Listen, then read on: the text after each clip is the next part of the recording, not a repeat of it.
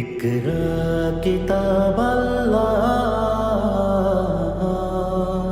জেনে নিন কোরআন শেখার সহজ উপায়।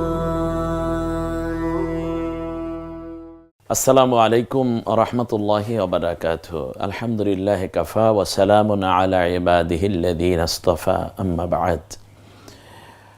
সারা বিশ্বময় বাংলা ভাষাভাষী ভাই বোন যে যেখানে কোরআনুল হাকিমের অনন্য আয়োজন, কোরআন শেখার সহজ উপায়, এই বরকতময় আয়োজন প্যান ভিশন টেলিভিশন কর্তৃক আয়োজিত, এই আয়োজনে যারাই আমাদের সাথে সম্পৃক্ত রয়েছেন, সংযুক্ত রয়েছেন, সকলের প্রতি আন্তরিক মোবারকবাদ এবং সুস্বাগতম। সম্মানিত ভাই বোনেরা, আজকে কোরআনুল হাকিমের এমন একটি জায়গা আমি আপনাদেরকে শেখানোর জন্য চেষ্টা করছি, যেই জায়গাটি সঠিকভাবে এবং সহজভাবে উপস্থাপনায় এবং আমাদের না বোঝা, এই দুইটার কারণেই মূলত অনেক ভাইয়েরা, অনেক মা বোনেরা কোরআনুল হাকিম শিক্ষা থেকে মাহরুম হয়েছেন। আর যারা শিখতে পেরেছি সেটা তো আমাদের ওস্তাদদের একান্ত মেহনত এবং আল্লাহ তাআলার খাস করুণা। আশা করছি এই জায়গাটিতে আজকে আমি যেভাবে আপনাদের সামনে উপস্থাপন করব, আপনি যদি ঠান্ডা মাথায় মাত্র 10 মিনিটের এই পর্বটা দেখে নেন, তাহলে আপনি যজম শিক্ষার এই জায়গাটি আল্লাহর রহমত ভালো করেই আত্মস্থ করতে পারবেন বলে আমি বিশ্বাস করি। আল্লাহ রাব্বুল আলামিন আমাদের সকলকে কোরআন শিক্ষার এই গুরুত্বপূর্ণ জায়গাটিকে আত্মস্থ করার তৌফিক দান করুন। যজমটা আসলে কি? যজমটা হচ্ছে এই অক্ষরের একক উচ্চারণ। এক কথায় যদি বলি, আজকে আমাদের এই 27তম পর্বে আমরা যজম শিখতে যাচ্ছি। আসুন আমরা সরাসরি স্ক্রিনের থেকে কথাগুলো নেই, তাহলে আমাদের জন্য সুবিধা হবে। যজমটা আসলে কি? যজমটা হচ্ছে হরফের একক উচ্চারণ। একটু দেখুন কি চমৎকার, প্রথম একটি লাইন চলে আসলো। যজম হচ্ছে আসলে হরফের একক উচ্চারণ। একক বলতে কি আপনাদের তো মনে আছে, যেমন আলিফের একক কি, বায়ের একক কি, তায়ের একক কি। যেই হরফের উপরে যজম হবে সেই হরফের একক উচ্চারণ করতে হবে। এখানে আমি বানানের প্রাধান্য না দিয়ে যেখানে যা আছে আপনি ঠিক সেভাবে বলে যাবেন, তিলাওয়াত করে যাবেন। এটাই হচ্ছে কোরআন তেলাওয়াতের মূল দাবি। সেক্ষেত্রে আমি যেভাবে বলতে চাই আপনি এইভাবে পড়াটা নিন, আল্লাহর রহমত দেখবেন আপনি কোরআন কত সহজে তিলাওয়াত করতে পারছেন। তাহলে এক কথা হচ্ছে হরফের একক উচ্চারণ। যেই হরফে জের নাই, জবর নাই, পেশ নাই, দুই জের নাই, দুই জবর নাই, দুই পেশ নাই, খারা জের নাই, খারা জবর নাই, উল্টা পেশ নাই, তাসদিদও নাই, শুধুমাত্র আছে যজম। তো যজমের এই জায়গাটি আমরা প্রথমে দেখে নেই যে যজম আসলে কয়টা প্রতীকের মাধ্যমে, সিম্বলের মাধ্যমে আমরা যজমকে আইডেন্টিফাই করতে পারি। এখানে 3টা সিম্বল দেয়া আছে। একটা হচ্ছে ইলিশ মাছের কাঁটার মতো, আর একটা শূন্য দিয়ে, আরেকটি হচ্ছে এখানে আরেকটি হচ্ছে ওই যে ইয়ের মতো, পেশের মতো না কিন্তু অর্ধ পেশের মতো। দেখুন বিশ্বে এই 3টি প্রতীকের মাধ্যমেই মূলত যজমকে বোঝানো হয়ে থাকে। সেক্ষেত্রে আমরা যজম হচ্ছে আমি যা বলতেছিলাম সেটাই, যে অন্যভাবে এভাবে বলা যায় যে অক্ষরে জের জবর পেশ কিংবা তানভিন, দুই জের দুই জবর দুই পেশ হয় না, কিন্তু তেলাওয়াতে একক উচ্চারণ হয়, এই পদ্ধতি কি যজম বলে। যজম সাধারণত এই সিম্বলগুলো দ্বারা বোঝানো হয়। তাহলে হরফটা উচ্চারণে আসবে কিন্তু শুধু একক হয়ে আসবে।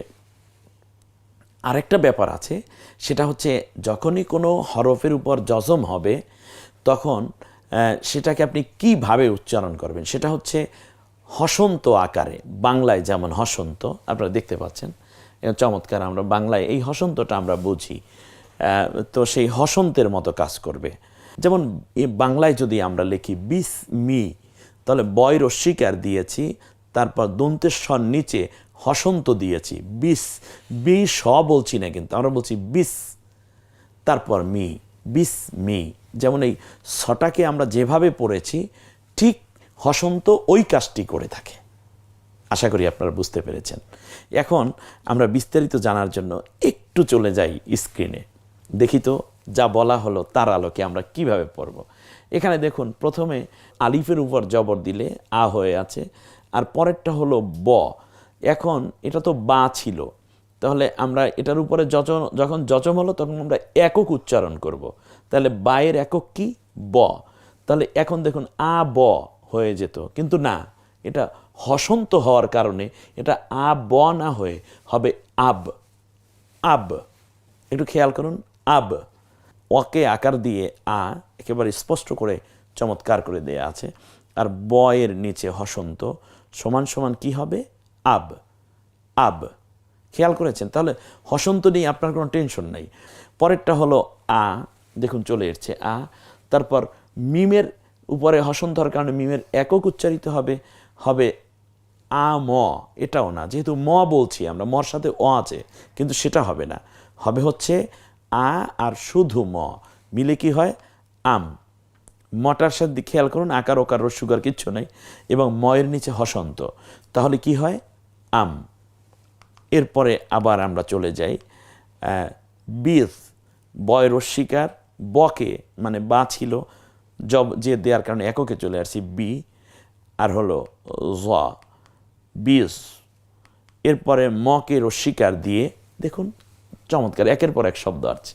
আপনি এ হলো হসন্ত এবং এ হলো যজমের কাজ, একেবারে চমৎকার করে খুব সংক্ষেপে আমি নিয়ে এসেছি, আপনি দেখুন একটু মিল। এরপরে আবার দুটো একটা হরফ শব্দ আমরা দেখতে পাচ্ছি, বকে জের দেয়া আছে, ব যদি জের হয় তাহলে বি হবে, আর শুধু স, দেখুন তো কি হয় তাতে? বিস। ওই যে আমরা বিসমিল্লা বলবো না, তখন কিন্তু এভাবে লেখা থাকবে বিসমি। এরপরে আর একটা শব্দ স্ক্রিনে কি চমৎকার করে চলে আসছে, একটা হলো সিন, আর একটা বা, আর একটা হ, আর একটা ন। প্রথমে হলো আপনি হরফগুলো চিন্তা করুন, অক্ষরগুলো আসুক, তারপরে এককগুলো চিন্তা করুন। প্রথমটা হলো স, বাস আপনি সকে দেয়া আছে রস্যকার, মিলে কি হবে? সু। আর বকে কিছুই দেয়া হয়নি, কিন্তু সে উচ্চারিত হবে। যেমন একটা ফ্যামিলির মধ্যে আপনার 5 জন, 4 জনার ভোট হয়েছে আর একজনের ভোট হয়নি, তাতে কি হয়েছে? সে সেই গণনায় আসবে না? আসবে, যদিও ভোটাধিকার তার নাই, তাতে কিন্তু গুনতে হবে। আমরা 5 জন সদস্য, 4 জন ভোটার, কে কে এই হলো সদস্য, নাম বলতে হবে।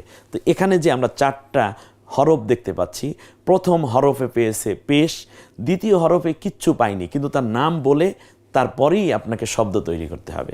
এরপরে ব, পরবর্তীতে বসে আছে ব, তাহলে সকে রস্যুকার দিন আর শুধু ব মিলে কি হয় বলুন?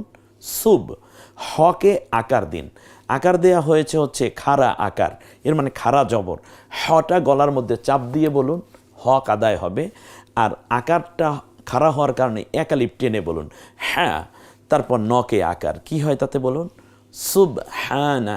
সুবহানা বলবো না, এই যে আমরা রুকুতে গিয়ে বলি সুবহানা রব্বিল আযীম, সুবহানা রব্বিল, না, ভুল ভুল। সুবহানা রব্বিল আলা, সুবহানা রব্বিল আলা, সুবহানা রব, সুবানা, সুব, সুব। আপনি জিকির করতেন সুবহানাল্লাহ সুবহানাল্লাহ সুবহানাল্লাহ, এর মধ্যে কোনো গুরুত্ব নাই, বিশ্বাস করুন।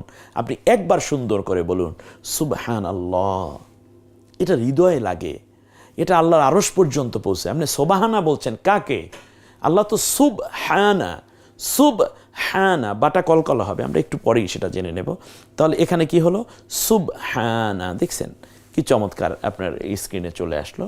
এরপরে আমরা পরে আরেকটা শব্দ দেখছি, এটা হলো রহমানুন, রহমানু, রহমানু। রকে আকার দিন, রা না হয়ে রই থাকে এখানে। তারপর শুধু, শুধু হ, তাহলে কি হয়? রহ, রহমান না, রহ। মকে খাড়া আকার দিন মানে খাড়া জবর, এতে করে একালিপ টেনে বলুন মা, নকে রস্যুকার, তাহলে কি হয়? রহমান নাকি রহমান? রহমান। এই হা বলার সময় দেখেছেন একটু রহমান, কি চমৎকার না? রহমানু। এরপরে হচ্ছে আশহাদু, আশহাদু। দেখুন কি অকে আকার দিয়ে আ হয়েছে, অ্যাটলিস্ট আলিফে আমরা আকার দিয়েছি। তারপরে হচ্ছে স, দেখুন পরেরটা হলো শিন, শিনের একক স, সটাকে আমরা সই রেখে দিলাম। এই যে শটাকে আমরা শই রেখে দিয়েছি, খেয়াল করুন এই যে স, তাহলে এ হলো আ আর এ হলো স, মিলে কি হয় আস। তাহলে যজমের কাজটা হচ্ছে কি, পূর্বের হরফটার সাথে সে একক হবে হসন্ত আকারে, পূর্বের হরফের সাথে মিলবে, একক হবে হসন্ত আকারে। তাহলে এখানে শিনটা কিন্তু একক হয়েছে, একক তো অবশ্যই হতে হবে। স, শিনের হলো স, সটা শুধু স আকারে আসেনি, সে হলো শয়েরও এককের মধ্যে ঢুকেছে। এমন আ স না, আস হাদু না, বরং আস। দেখুন এই যে স্বর নিচে একটা হসন্ত আস, হকে আকার দয় রস্যুকার আস হাদু। এখন আরবিটাও যদি আমরা মুছে ফেলি তাহলে কেমনে পড়বেন, আমরা এগুলো নিয়ে পরের কাজগুলো করব। এবারে আমরা চলে যাচ্ছি মসজিদু, একটা শব্দ দেখুন তো, মসজিদু, আমরা মসজিদ বলি, এটা উচ্চারণগত ভুল, মসজিদ হবে না, হবে মসজিদ। ম আকার স, জকে রস্যিকার দয় রস, মসজিদ, মসজিদু, মস, মকে আকার আর শুধু স, মসজিদু, ম আকার, মিমের একক ম, তারপর শুধু স, মিলে কি হয় মাস, জকে রস্যিকার দয় রস্যু, মিলে কি হয় মসজিদু। আমাদের প্রচলিত যে উচ্চারণটা, এটা কিছুটা বোধগম্য হতে দেরি হয়, দুর্বোধ্যতা এখানে। যদি বলি মিম সিন জবর, মিম সিন জবর, তাহলে বোঝা যায় জবরটা সিনের উপরে। এখানে সেই জায়গাটা আমরা সহজ করার চেষ্টা করেছি, হয়ে গেল মসজিদু। পরে আরেকটি শব্দ আছে আল হামদু, আপনি বহুত জিকির করেছেন আলহামদুলিল্লাহ আলহামদুলিল্লাহ আলহামদুলিল্লাহ রব্বিল আলামিন, এগুলো ভুল হবে আল, একে অকে আকার দিয়ে আ, দেখুন স্ক্রিনে, তারপর শুধু ল হবে কি আল হ্যাম, হ আকার শুধু ম, হ্যাম, দকে রস্যুকার আল হ্যামদু, আল হ্যামদু। আকবারু, আকবারু, আক, স্বরে অকে আকার দিয়েছি আ, আর শুধু ক মিলে কি হয় আক, বকে আকার রয় রস্য, আকবারু। আপনি এবার খেয়াল করুন, দেখুন সেটাই এরছে। আপনি এখন থেকে যেটা করবেন তা হচ্ছে, এ পর্যন্ত আমরা এখানে রাখতে চাই এজন্য, যেহেতু যজম এই পড়াটা আপনার থেকে আমি এখন আদায় করব। আপনার থেকে আদায় করতে হলে আমরা আরবিতে এতক্ষণ পর্যন্ত যেটা, সেটা হচ্ছে উচ্চারণ আপনার থেকে মানে আমরা হারাকাত দিয়েছি আর আপনি আস্তে আস্তে করে লিখে দিয়েছেন। আমরা বাংলায় আরও কিছু উচ্চারণ এবং আপনাকে দিয়ে হারাকাত দেওয়ানোর চেষ্টা করব। এই জায়গাটিতে আসার 2-3টা উদাহরণ দিয়ে আজকের পর্ব শেষ করব। যেমন হ্যাব অলরেডি চলে এসছে, হ্যাব, হয় আকার শুধু ব, কি হবে বলুন তো দেখি, উচ্চারণটা কি হয়, হা আর ব, হ্যাব। এরপরেরটা হলো হাজ, দেখুন আপনি এভাবে হাজ চিন্তা করতে পেরেছেন কিনা স্ক্রিনে চমৎকার করে, হাজ। এরপর লাই, লকে আকার, লাম আছে ইয়ে আছে, লকে আকার দেয়া আর ইটা শুধুই ই, মিলে কি হয় লাই। এরপরে ফা, ফা এর উপর একক হলে ফ, জবর দিয়ে ফা, আর ও এর একক ও, মিলে হয় ফাও। এরপরে দেখুন এগুলোই হয়েছে কিনা। আমরা আস্তে আস্তে করে এই জায়গাটা আজকের মতো বিদায় নেয়ার আগে এই দুটো শব্দ শুধু দেখিয়ে দেব।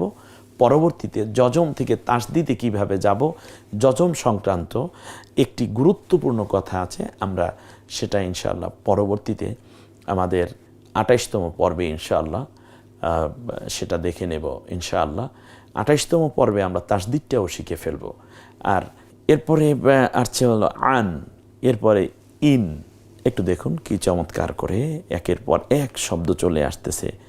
সুই, হাই, এরপরে হচ্ছে ইউব লা, ইউব লা, ইউব, ইয়ের উপর পেশ দিলে ইউ, তারপর শুধু ব, ইউব, লকে খাড়া জবর, ইয়াই কিছু নাই, আমারও কোনো চিন্তা নেই, ব্যাস।